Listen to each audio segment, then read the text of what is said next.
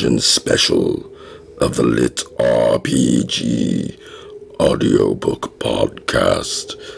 I am your host, Ray, and I will be reviewing some dungeon LitRPG books for you today.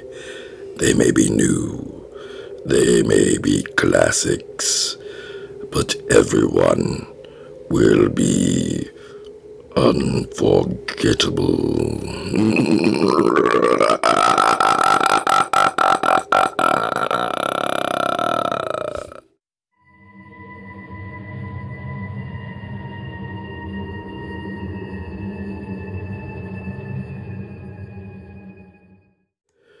Well, welcome back, gang. I hope this is a bit of a surprise. I figured, with the Halloween season upon us, I should do a special about somebody's favorite style of writing. Mine. And that would be the dungeon genre of LitRPG. Today, I'm adding this special this week, just for your enjoyment. And I will be talking about several different dungeon books. But first, before we do that, I'm going to show you how to grow your own dungeon. Now, the first thing you need to do is get yourself a dungeon core, a soul gem, something like this, that houses just the spirit of some small little animal. It doesn't have to be human. But it helps. Oh, how it helps. So, you take your dungeon core, and then you call forth your potting soil. Yes, the potting soil. Come to me, soil. Thank you. Then, you place your dungeon core into the pot. And you sprinkle the earth inside around. Then, you take your special dungeon tool. Thank you. This is something you have to be very delicate with. And you just mull the soil around slowly so that it gets in there. Then you pack it down very gently. There is a soul inside there, you know. You tamp it down. Take this away, please, dungeon spirits. Thank you. Then you concentrate on the style of the dungeon you want. For myself, I will be asking for a necrotic dungeon. I love the undead. Okay, dungeon, take this away, please. Off with you. We will be getting that back later. But for now we do the dungeon reviews. Next, we have Dungeonborn by Dakota Kraut, narrated by Vicus Adams. This is in the Divine Dungeon series, and it has a book length of 12 hours and 32 minutes. I got here. Something was happening. Something odd? Not bad, I don't think, but certainly odd. I was at the bottom of the small puddle in my rock, and whereas previously I could only see in a direct line of sight around me, I could now see everything where the water had overflowed to. Neat! More than see, actually. I could sense everything in that area perfectly, as if all of my senses were attuned to the space around me.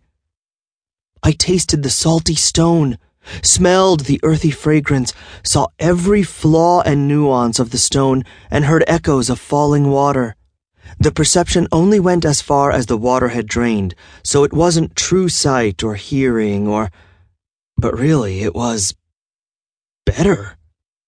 More fulfilling and satisfying somehow. For some reason, I also really began to understand the rock I was on. After all, now I knew the word stalagmite. Now, when I first heard of Dungeonborn, I was a bit skeptical. I'd never read any dungeon books at all, and the entire concept reminded me of an old video game that I played called Dungeon Keeper. I don't know if you've ever heard about it, but it was a fantastic game in which you played and controlled a dungeon and fought off invading heroes. So my skepticism dwindled when I remembered just how much fun I'd had with that game, how I loved the concept and thought, man, if it's only half as fun as the game, then the writer's a genius for even pulling this off at all. So I gave it a shot. And I'm so glad that I did. I loved the way this book started. I mean, who doesn't like a good bloody sacrifice? I appreciated the way that Cal slowly came into his awareness. And I felt like it felt like a good seed that had been planted and was growing slowly into awareness. And it was fascinating to watch it grow. And then Danny, the dungeon wisp, appeared, and I was totally hooked. Between the two of them, I had no chance of getting away without being addicted. Danny is probably one of the best supporting cast members out there, and I could listen to her say, "Cal!" all day long. I'll never do it as good as Adams, but I mean, it's great. Her fits of exasperation are hilarious, and the bond they share is tender and precious. It is quite possibly the best pure and chaste romance I have ever seen written.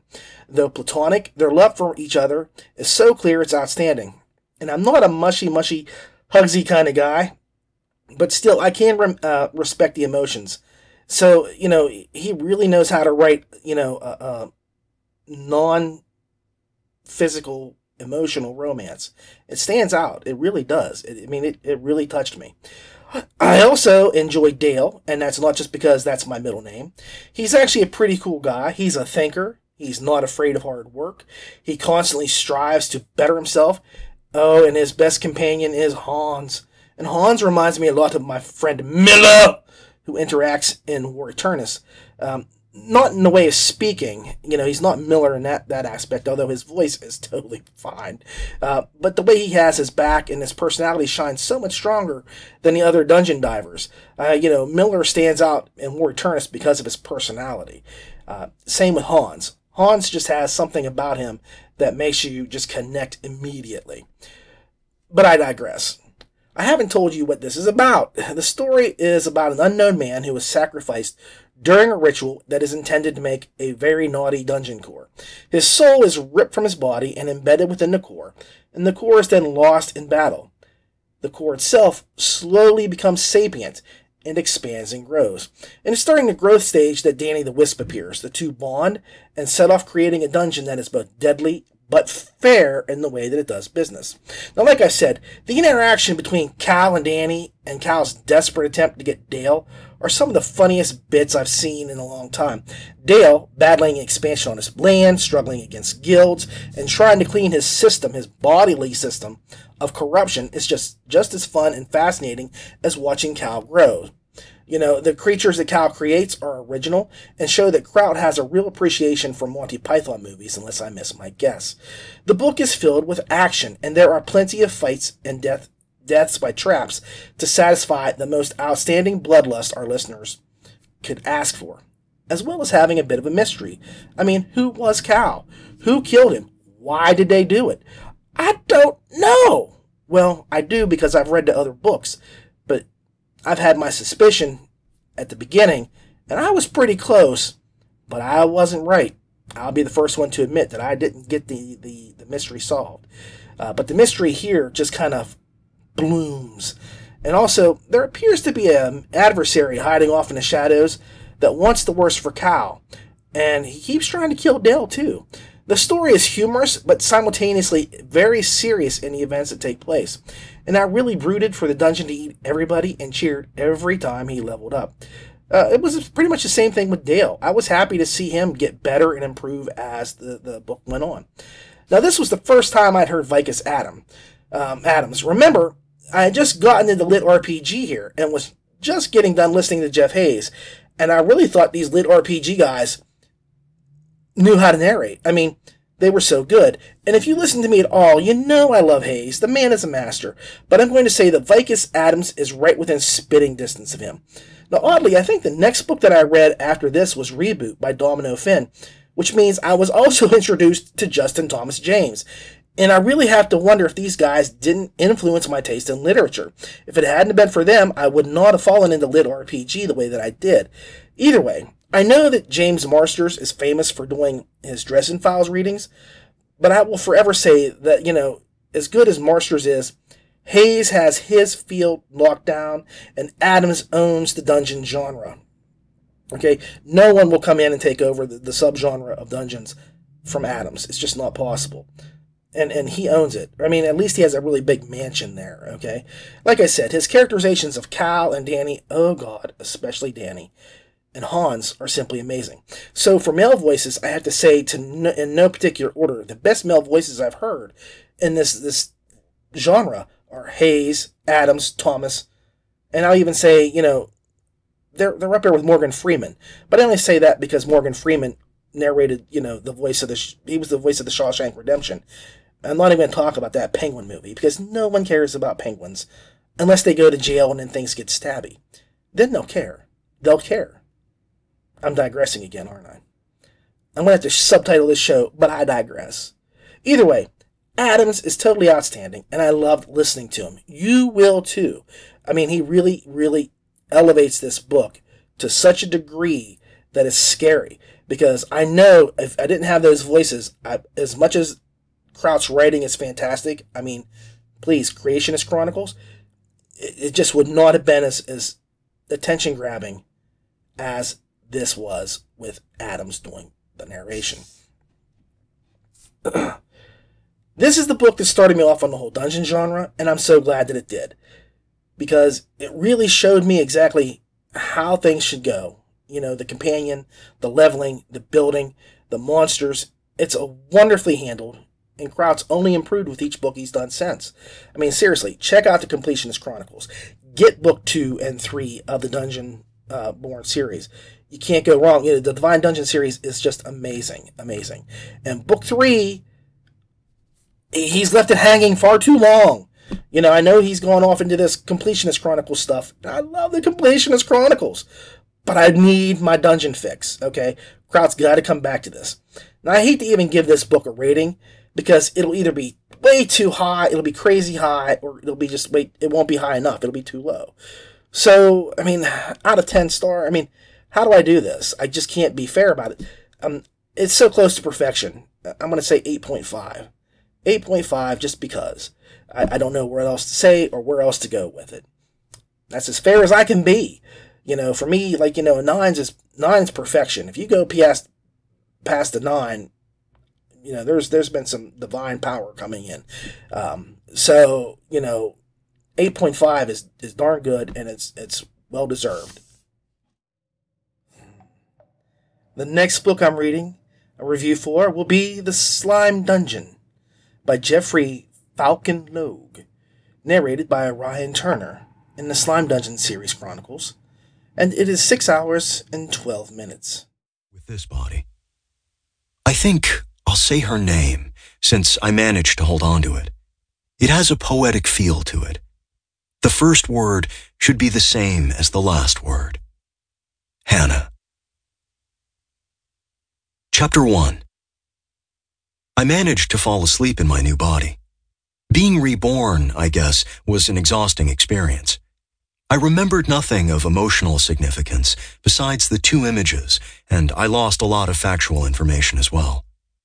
To put it in more simple terms, I was a nearly blank slate. Falling asleep in the new body was a lot different from what I could remember from my previous one.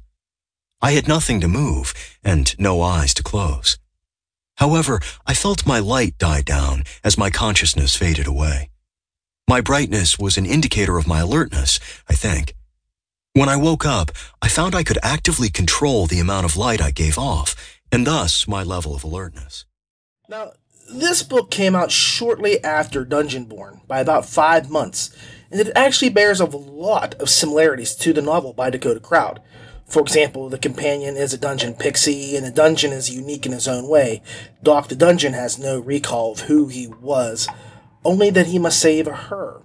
So as in Cal, he can't really remember much of anything other than he hates necromancers, and he has a companion who just happens to be a wisp named Danny.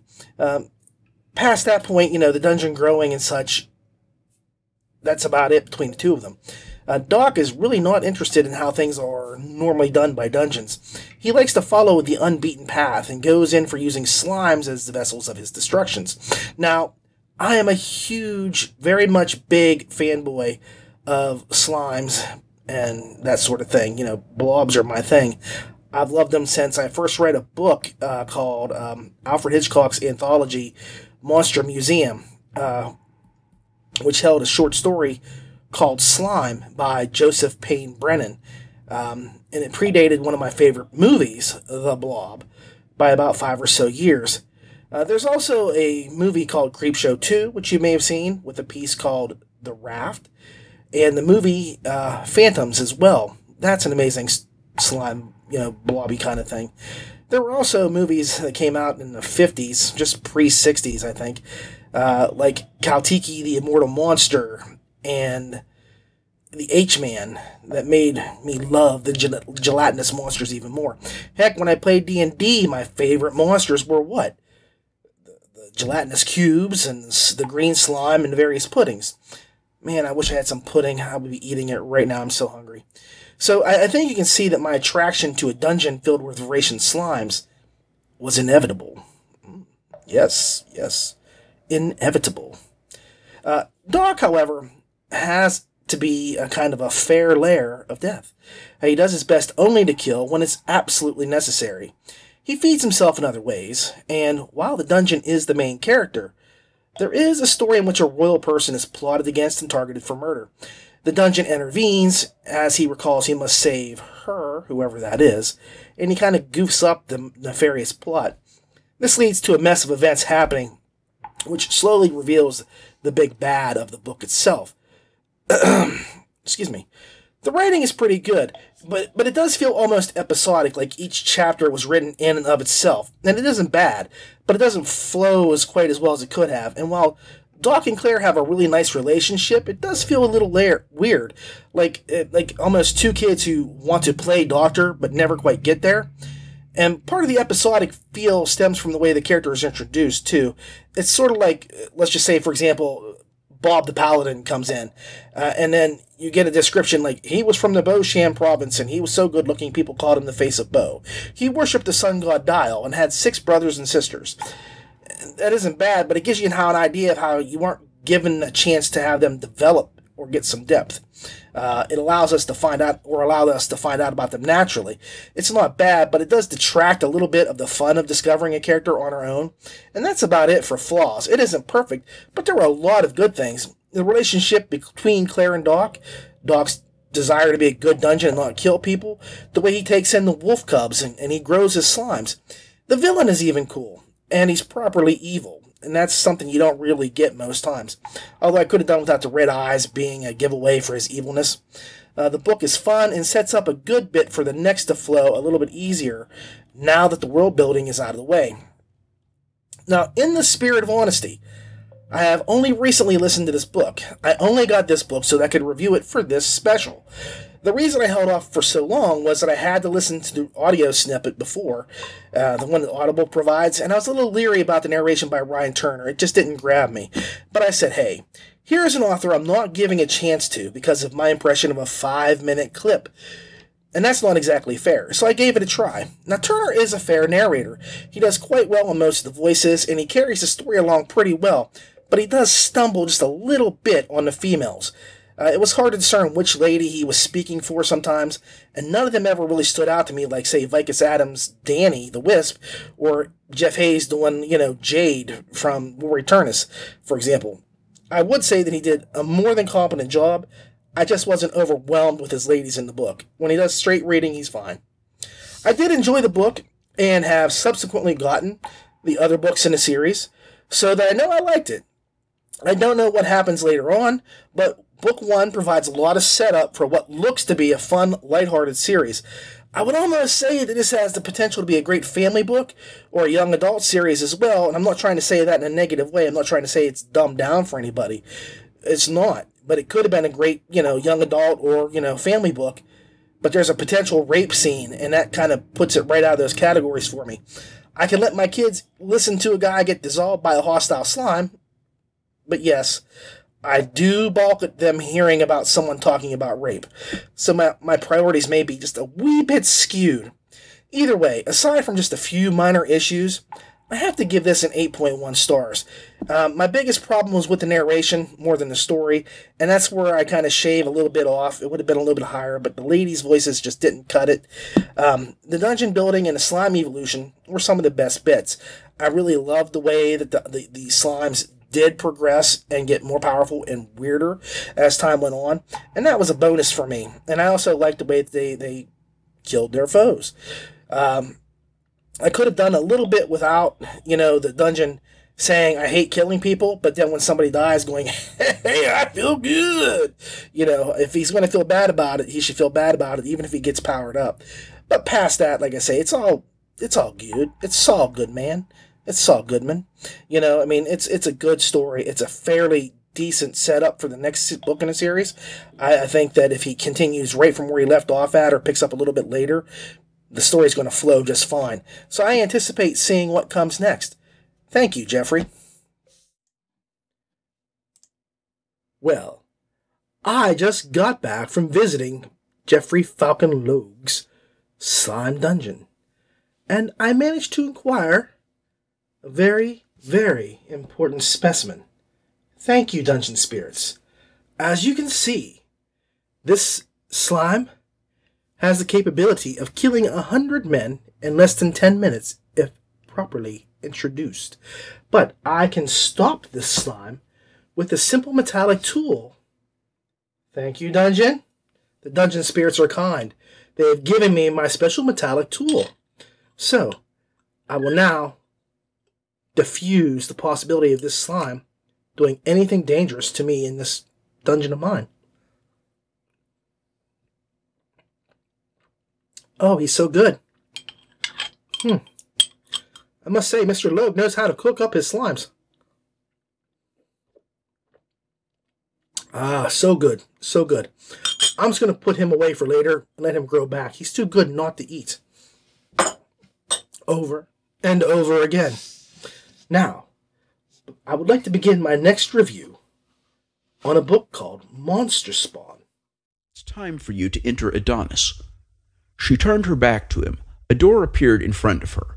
As she walked toward it, Nathan called out, "Wait, you're supposed to tell me how I died." She looked at the touchpad again and shook her head. "It's time to forget your old life and focus on your new one. This is your rebirth." Guy's death is pretty personal to him, kind of hard to forget. "I'm sorry, Nathan. There are rules." He had a burning need to see it. It was like it was the most important thing in the world. When people had accidents and woke up in the hospital, their first question was always, "What happened?" This was no minor accident. He was dead, and there had to be a way to show it to him. Wait, our combat helmets, they have cameras. Surely it recorded what happened. She held up the touchpad.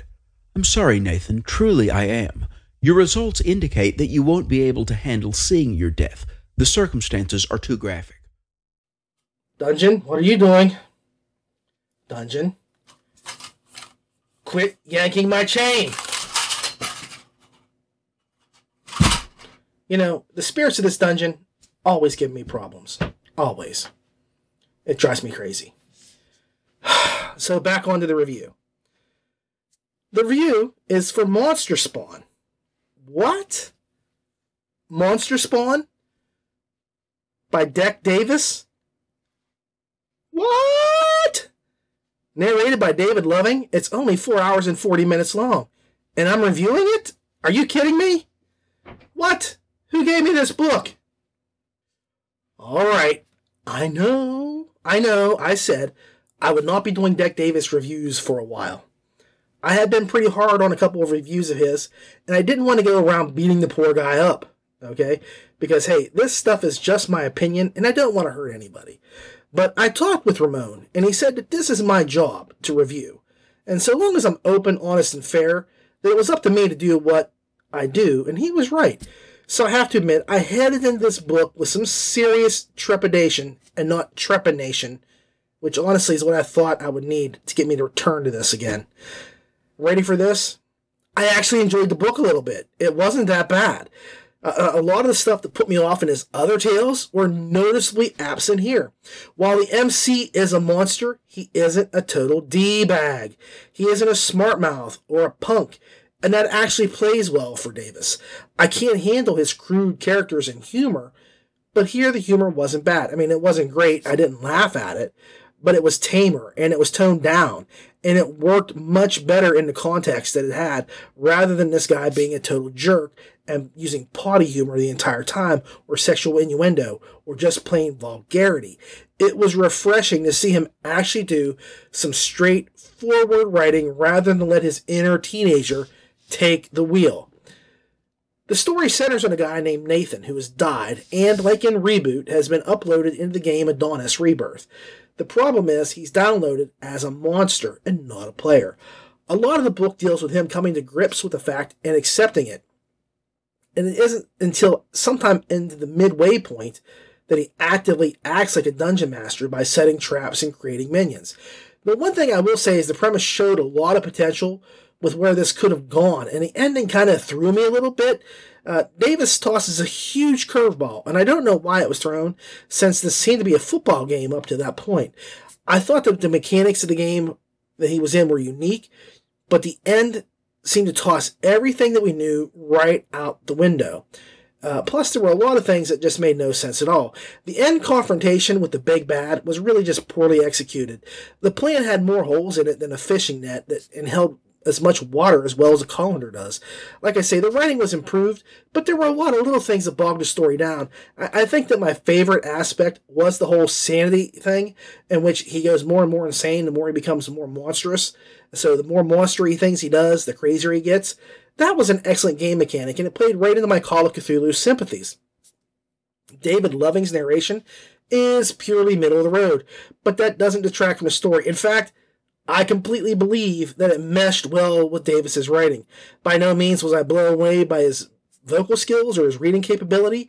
To me, he seemed more like a novice high school kid trying out for the senior play, but one who knows how to read his lines really well without fumbling. He was clear, but his emphasis and his emotional delivery could have used some work. But he didn't kill the story. It was not a J.J. Jeunesse review all over again. He kind of dragged it along at a fair pace and managed to keep things running. So, plot holes, weird ending direction, and mediocre narration actually made this better than his other audiobooks I've reviewed so far. It was a surprising step up, and I kind of like it. He's trying to be more adult in his writing. I'm looking forward to the sequel to this book just because it's such a departure from what he's done before. And I did enjoy it. I mean, it was not a fantastically amazing book.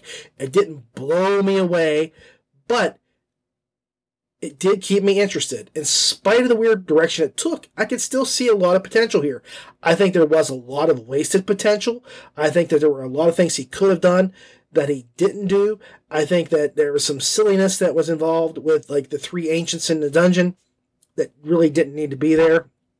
I'm not a big fan of go solve a riddle in order to do things. I think there needs to be some more action to things, especially in this book, because he's a monster, and he really, really doesn't do much killing until really close to the end. In fact, one of the big issues I took umbrage with was the end of the book basically was him trying to fool somebody, and while he had an opportunity to strike, he took like 45 seconds to do a Hamlet soliloquy in his head.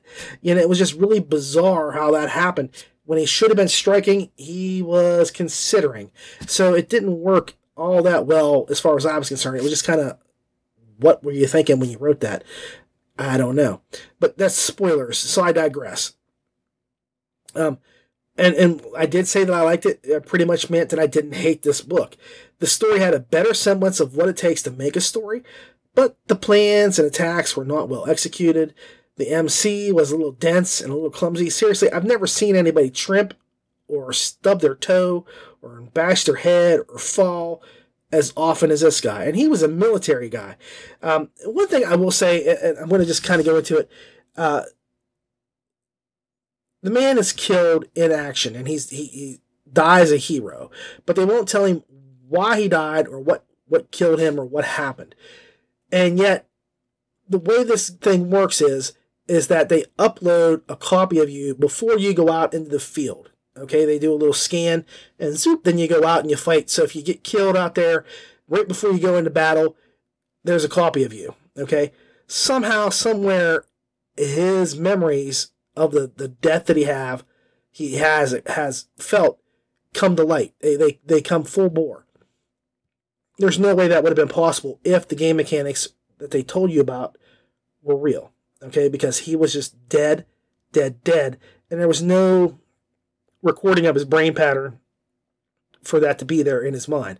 It just kind of felt weird to me, and it did not strike the nerves that I felt it needed to strike. It was just out of place because it wasn't realistic. It wasn't plausible. So, that was an issue that I had more than anything. Like I say, the end curveball, it's a weird direction that he goes in, for a dungeon monster. But I think that he could do something with it in the future. There's potential there. Like I say, there's a lot of wasted potential to this book. It's got really good story possibilities, and they just kind of get flip-flopped for other things. But I think Davis really tried hard in this book. I think he did a pretty good job improving. I think his style is getting better. And if he can stay writing like this, I'll be happy to look at his next book. I will look at it and say, okay, I just think he needs a narrator who can handle his material, and he needs to stay away from the vulgarities and the potty humor and the sexual innuendos, because as much as he thinks it's funny, he's not good at it. Here, while the jokes fell flat for me, they still were okay. There's somebody out there, I'm sure, who would have laughed, especially the ETH thing. I don't think that it played off as well because of the narrator, but either way, it was a much better improvement over that than the fart jokes and the butt jokes and the D jokes and all that. So final score is 6.5. I'm so happy to see him coming up and getting better and improving and doing so much more than what he was before. He's actually doing what he's capable of. And that makes me really happy. So congratulations, Deck. I will keep on the lookout for your next stuff. Thank you.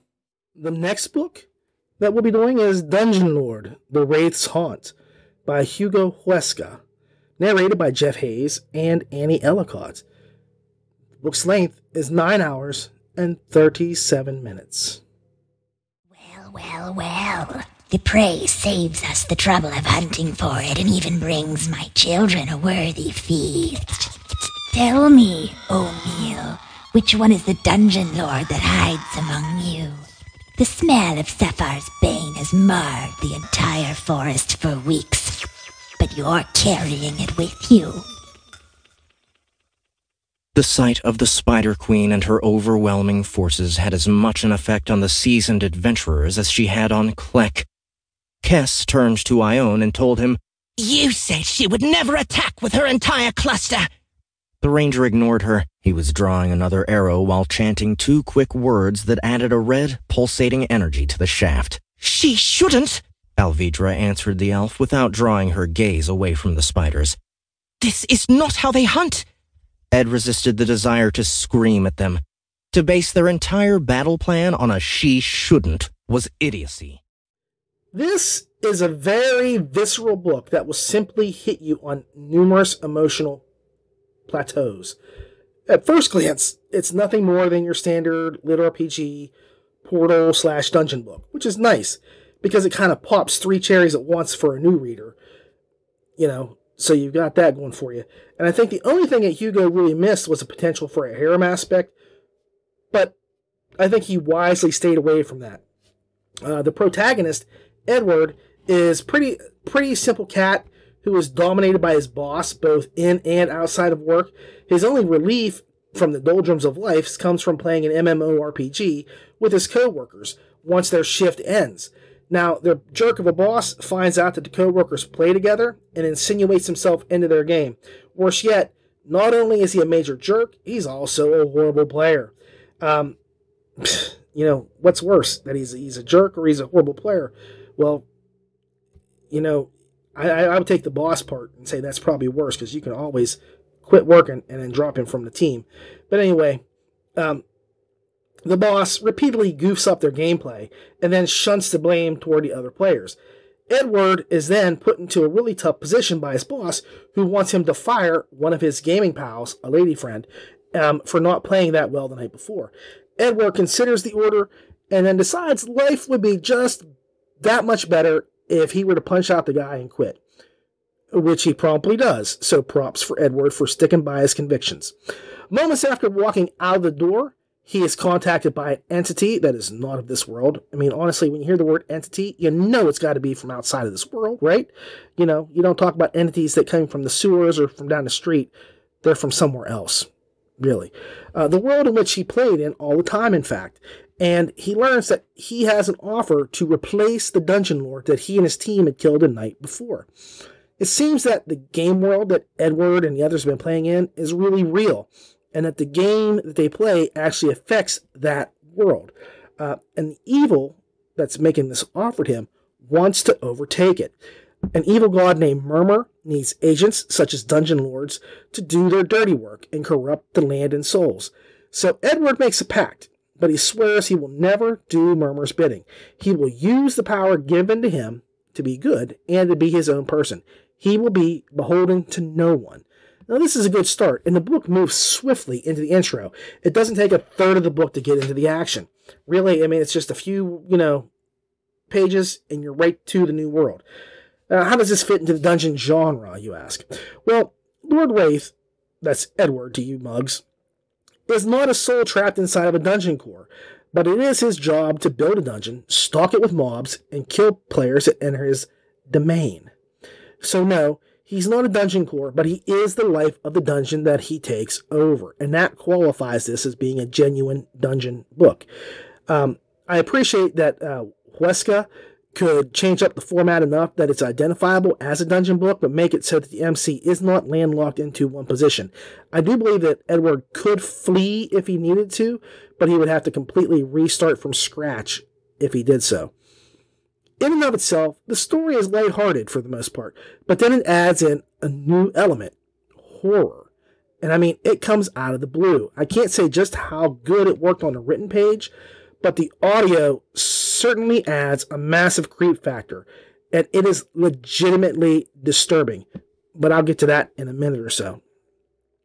Back to the funnier light aspects, I think that one of the best scenes in the book comes when Edward realizes that he is living and fighting in a real video game, and then complains that he doesn't get enough XP for killing a tough mob. The underlings that he gathers after he enters the world all have great personalities and could easily steal the show, but Edward's presence is strong enough that he manages to dominate the page, or rather the spoken images of the narrators, I should put. While the story bounces between drama, comedy, and action, there comes a point when the element of horror is introduced without warning, and damn if it doesn't work. Again, I'm going to say that this most likely works better in an audio format because your imagination will never compare to the distraught cries that the narration brings to the written page. I can tell you straight up, I am very inured to horrifying things. I'm a funeral director. I've seen everything. I've heard everything. I've been in the trenches, believe me. I have watched creature features in horror movies since I was 2 or 3 years old.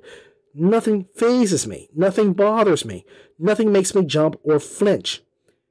Annie Ellicott's narration made my stomach turn and literally disturbed me as I listened. I don't say this lightly either. She stole this book with her cameo. Jeff Hayes is as rock steady and impactful as he always is. And on any other day, for my sound booth shout out, I would say that he owned this book, body and soul. But he plays Edward and all the other characters perfection, and even has some fun with Charon too. But Annie takes this monster and makes it heartbreaking and terrifying all at the same time.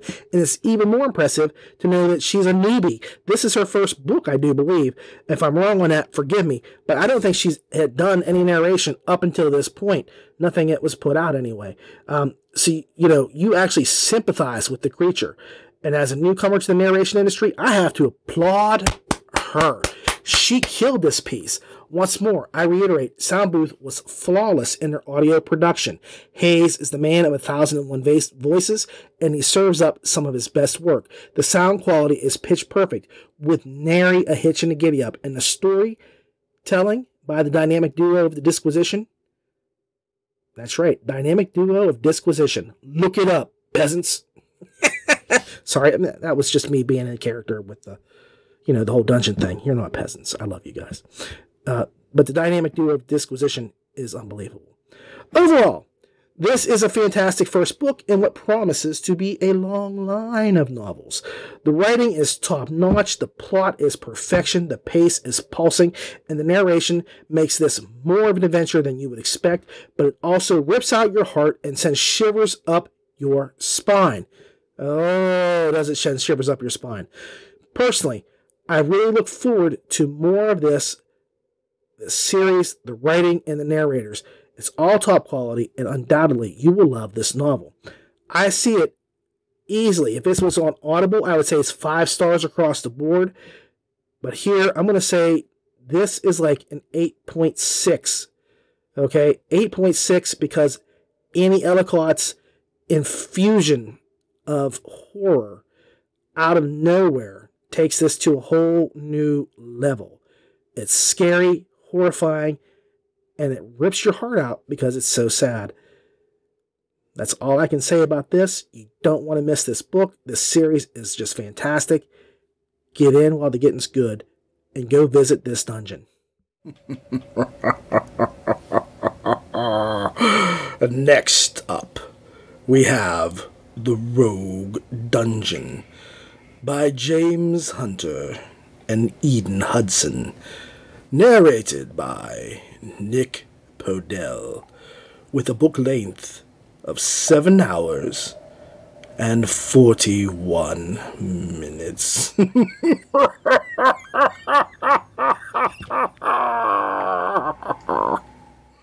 appeared in the doorway at the end of the hall. When he saw Rorik coming, his eyes opened wide and he started shaking his head. No, master, there's... Rorik blew past Kaz into the room. No way out, Kaz finished with a gulp. The room was barely larger than a cell, and Kaz was right. It was a dead end. Rorik searched the walls, floor, and ceiling frantically, but found only unyielding stone. Nothing to hide behind. The Rog slammed to a stop outside the door, grabbing the elf before he barreled inside. Wait, do you think there's some kind of trap? She asked.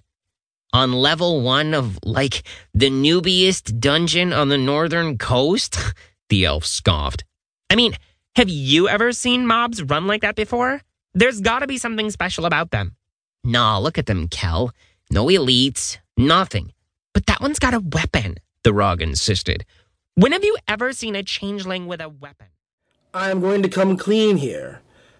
I am unquestionably a huge fan of James Hunter. Everything that he's written, from his urban fantasy Yancey Lazarus, to his LitRPG series Viridian Gate Online, to that grocery list that he dropped in the store, which, as you can see, is brilliant. It is pure magic. He has milk, bread, eggs, a +2 Vorpal sword, and healing potions. Prop guy, we've got to update our healing potions staff. Get some stock in here. This is ridiculous. I haven't even thought about getting that at the store. And eggs. That makes me think we need eggs too. Alright. So, he dropped that the other day while he was shopping, by the way. I must also say that you might further consider me to be biased, because I do have a story coming up in the upcoming Viridian Gate anthology novel, Side Quest. But that does not make anything I am about to say untrue or inaccurate. This book is genuinely brilliant. That much like The Land of the Undying by Dave Wilmarth, it is just as interesting in its real world as it is in its game world. The real world is actually a fantasy realm in which the hero Rorik is a rebel. He fights against an evil usurper who has used his ability to control magics, unlike every mage before him, to steal his empire. The setting seems to be slightly German in tone, with an interesting magic system in which the written word conveys power. When his attack on the tyrant fails, he tries to escape through a portal, which is a very dicey proposition at best for him, and he finds himself not where he wanted or expected to be, but in a strange world, with new magics and an unlimited lifespan that allows him to respawn. What he doesn't realize is that he's entered Hearthworld, which is actually an MMORPG. What he doesn't realize is he has no clue that he's in a video game at all, and he simply treats it like he's entered another world, which is a logical conclusion for him to reach. And that, my friends, is the brilliance of this story. Rorik is an interesting protagonist, and oddly the real antagonist is a player named Poner Boner 007. And that is a game name that will stand beside the most legendary of all game names, Leroy Jenkins! That's right. There's Leroy Jenkins, and then there's Poner Boner 007. Now, that isn't to say that the Tyrant Lord doesn't loom in the background and play in Rorik's mind constantly. But honestly, he really goes at Poner Boner 007 enough that he qualifies as the main antagonist of this story. And that is another strength of this book. It goes from serious to silly, and no matter the tone, Rorik plays it straight. Truly, this book was far too short. I loved every second of it. And I really think that this is quite possibly one of the best series he's done to date. It stands right beside VGO. Don't think that I am discounting Eden Hudson either. She is an incredible writer, and her novel, Two-Faced, is about as top-notch as they come. She has some serious chops. I mean, like Mr. Miyagi chops. I know that I said I respected how well James was able to co-write with Aaron Crash because it seemed like it was a single voice. And the same is true here. The only thing is the voice is utterly different in tone from Morgod or from Viridian Gate.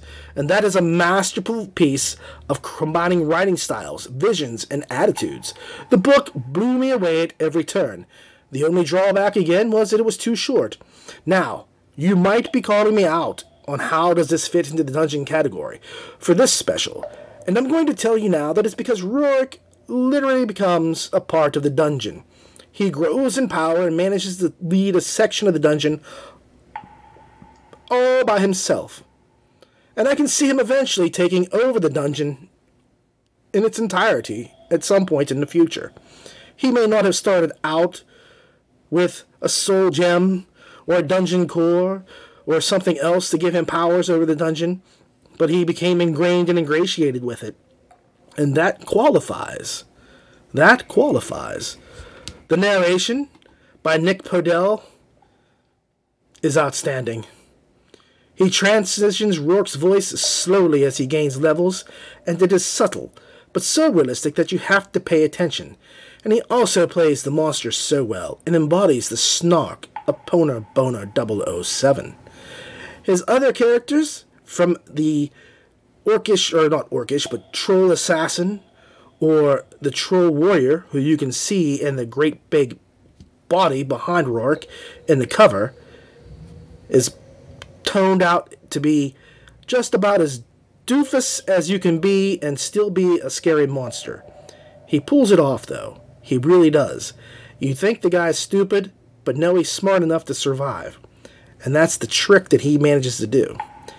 Overall, this book has been one heck of a ride. I have enjoyed every moment of it. And again, I am not going to apologize for enjoying it. I think anybody who reads this will see how good a book it actually is. It's impressive from start to finish. I'm giving it an 8.5 because it is that powerful. It is just that powerful a book. And you will find it to be as impressive as I. Get it and enjoy it.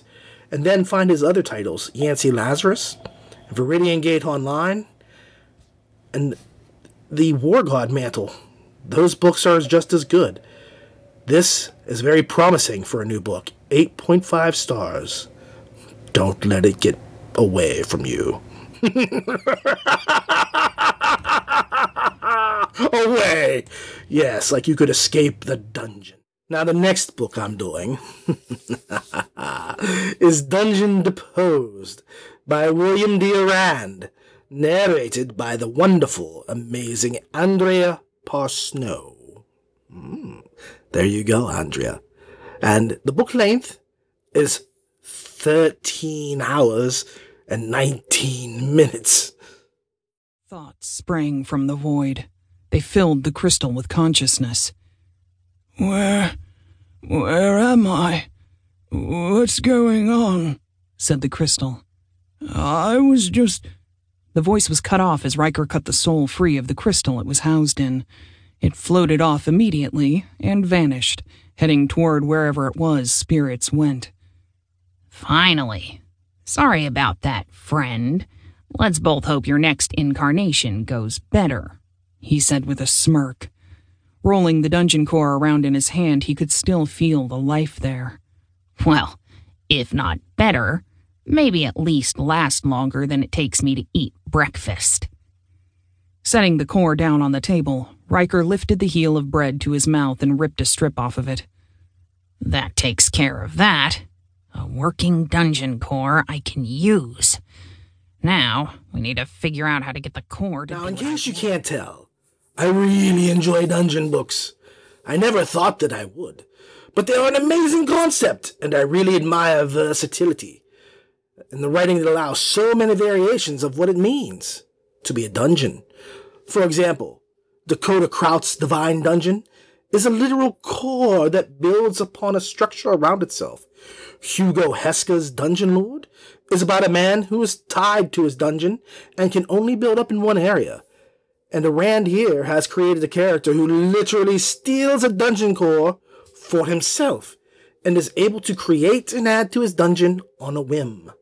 That concept alone, as fun as it is and as different as it is to see a man who is basically super talented but lacks the capacity to adventure to use his wits, to become a success and get revenge rather than his arm or his magic.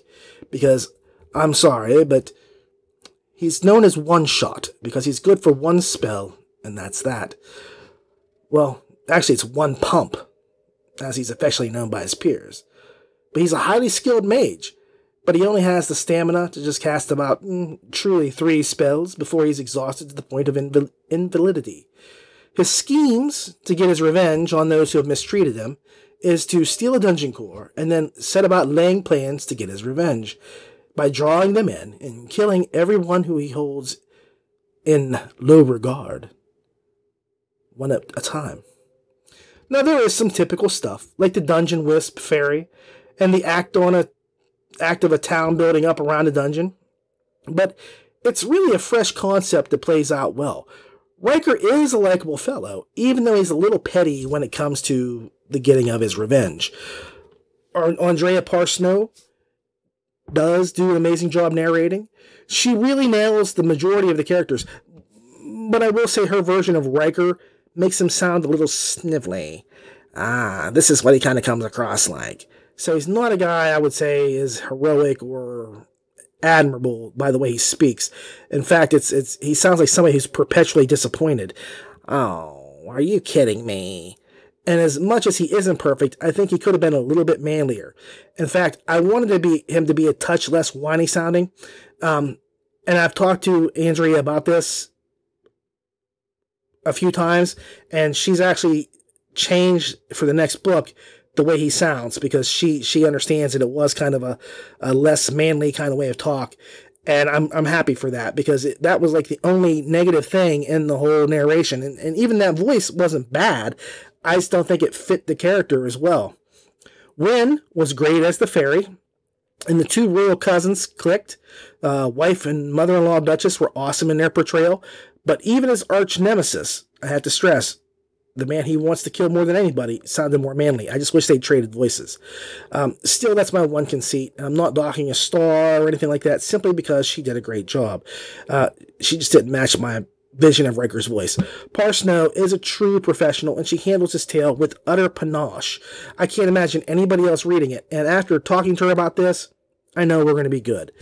Now, the cover is it's weird because I think William Moran changed the cover. I like the original cover. You see, Riker scheming and plotting. Mino and Wynn were there. Mino and Wynn were there as well. But I must laugh because the Audible version cuts the cityscape off in his lap and leaves him with a glowing palm and a rather phallic-looking tower leaping up from his lap. So, maybe it's better that he did change the cover. I think it maybe a little too much trimming took place there. But no points were, subtracted or anything for that either. It's just a funny little, I want to just throw that in because it was, with it being a Rand, it's fitting that you have a phallic symbol in there somewhere. Rand never lets his reader or listener down in this case. His stories manage to grab your attention and then hold it until he finishes.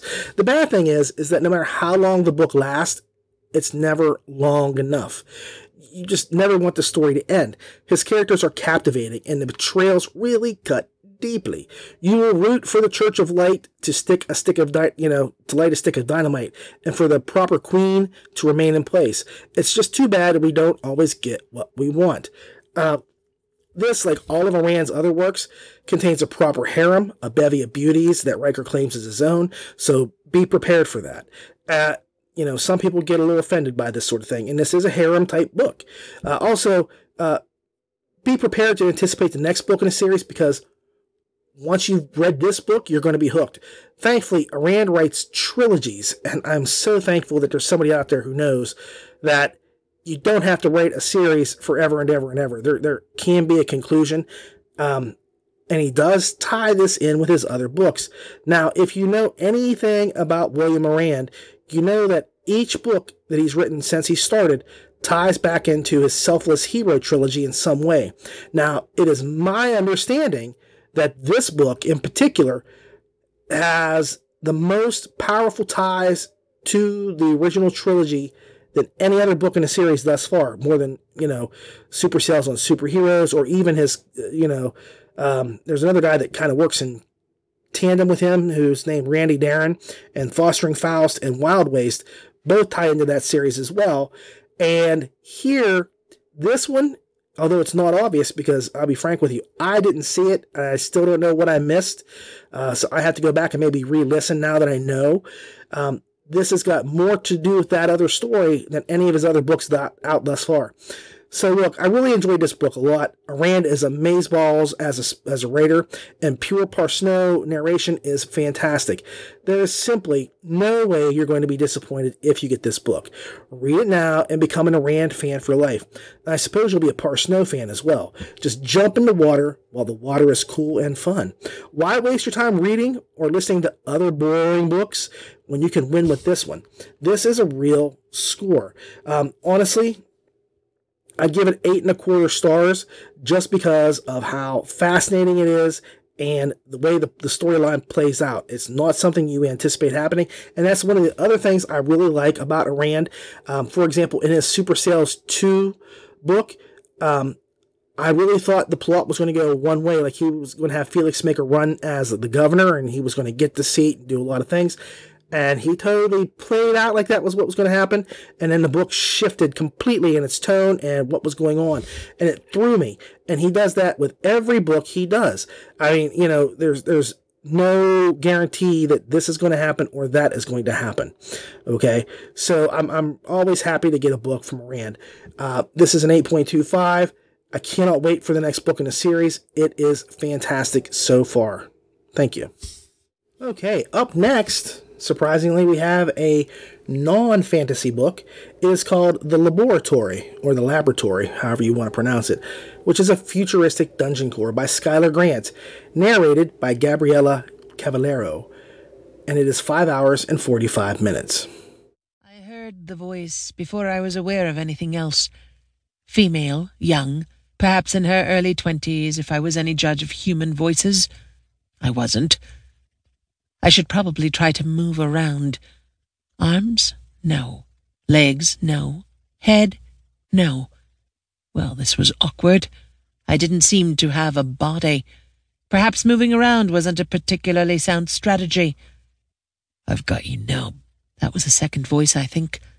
Male, rough, and in their 30s. I really seemed to know rather a lot about voices, despite not being at all certain I'd ever heard one before. If moving around wasn't working, perhaps I should do some thinking about who I was. Yes, that seemed sensible. I was Emma. That was quite a name. Looked like it was probably an acronym of some sort, but I couldn't remember what. I couldn't seem to remember much. I've really been wanting to try to get to some of Skylar Grant's stuff for a while now, but for some reason, I always keep holding off with other books taking priority in my queue. And I'm really sad that I don't have an opportunity to get to this book earlier. I mean, I did not get a chance. I really love the dungeon subgenre, as you can tell by me doing this special. And honestly, I only listened to this because I wanted to review a few different dungeon stories so that I can compare and contrast. Because Grant has a few other books out there that I really want to put my ears to, such as his Shard series and Glitch Hunter. But this was just calling out to me right now, and I want to get to those other books eventually as well. But for right now, today, we're going to focus on The Laboratory. Now, what is really great about this story is that it's not set in a fantasy world. It's a post-cataclysmic event tale in which reality itself is slowly changing. The tale rockets to a start with a reawakened computer core coming online just as the girl who rebooted her, or it, however you want to look at it, is about to be raped. Once that event is dealt with, the core and the woman who wants to rule the world decides to join forces in order to see their wishes come to fruition. One of the best things about the story is that the computer core, Emma, is not a likable character. This kind of flies in the face of the other dungeon stories, because Cal from the Divine Dungeon, Riker, even Edward from Dungeon Lord, well, Riker was from Dungeon Deposed. I just want to put that out there. They all seem like they're honorable and likable people, even though, Riker has his issues with revenge. Otherwise, he's a pretty cool cat. Emma, not so much. She's rude, she's crass, and seems to do what is best for herself for the most part. This sets her apart from the other dungeon core types. Furthermore, her human companion is really just as single-minded about, getting what she wants, and she's just as power-hungry. I mean, they're like Pinky and the Brain. What are we going to do tonight, Pinky? The same thing we do every night. We'll try to take over the world. And that's it. I mean, that's the only thing that these two want to do. Emma wants to take over because if she does that, then she can just focus on her scientific studies. And her companion, she wants to do it because she just she feels like she needs to. Okay? And that really sets her apart from the dungeon core types. So essentially you have two characters who are not nice, who are not sympathetic, and that can be kind of hard on a reader. And I will admit that the book itself really doesn't have much character growth, although there are some scenes or points where Emma starts to question her relationship with her human partner. The book is really just one encounter after another with a boss fight at the end. There were points where it just felt like events happened because something needed to happen, and the oddest was the way in which all of these core users just sort of fell into Emma's scope right when she needed them to. She needed subjects, and lo, did many appear. Now, one thing that sort of fell flat for me was the narration. For the most part, Cavallero did a good job, but when she was not doing a voice for one of the human characters, she was very monotone. And I don't know if this was in order to reflect that it was from the machine's perspective, or if it was just her style of speaking, because she did not pace the story like, say, Andrea Parsnow or Lori Catherine Winklewood. They would have given it, a bit more skip in the step, and it would have gone along a little quicker. I mean, it was a direct and matter-of-fact reading, in my opinion. And I feel like she could have slipped in some emotion. I mean, hell, even Data and Spock had inflections when they spoke. And, they were pretty much emotionless. I mean, I know Spock was half human, but when he spoke, it was just very, very monotone. Otherwise, she, it wasn't monotone. He had inflection in it. Otherwise, she does a good job. And I'm just picking at nits. But I mean, it was one of those things that kind of stuck out at me.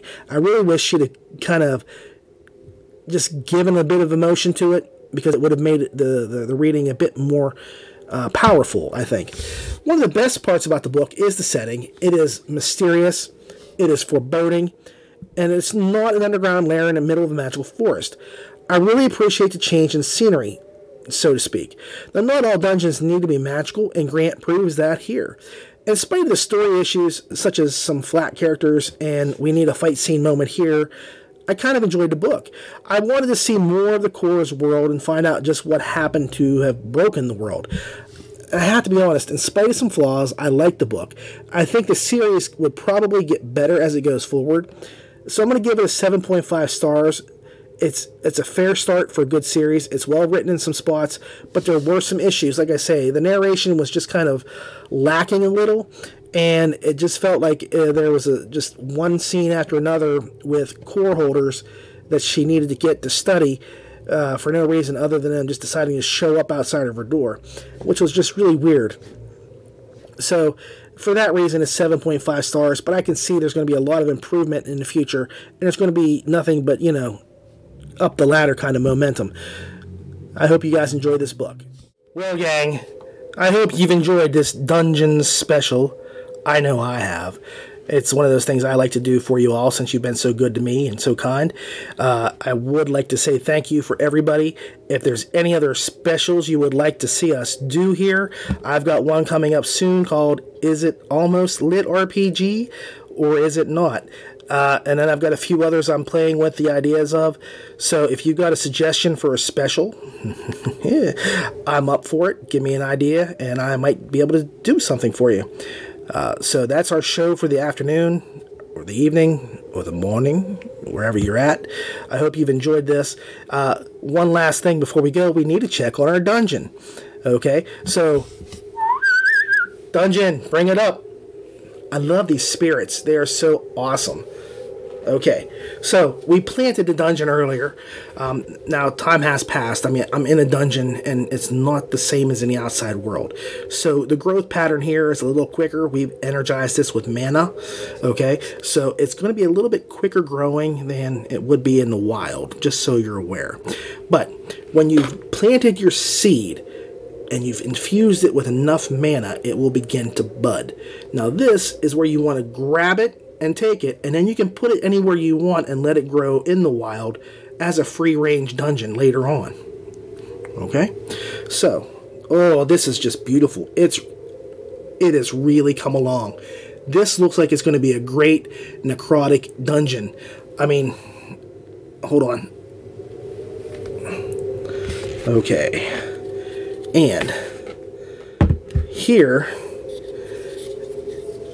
is what it looks like. You can see it's bone white and ready to go. This will make a great dungeon for adventurers to get killed in. Yep. So if you want more home growing tips for dungeons or other things, let me know, and maybe I'll find the recipe for that as well. But anyway, thank you. And I hope you've enjoyed everything. Take care. And remember, the dungeon is always accepting of your presence.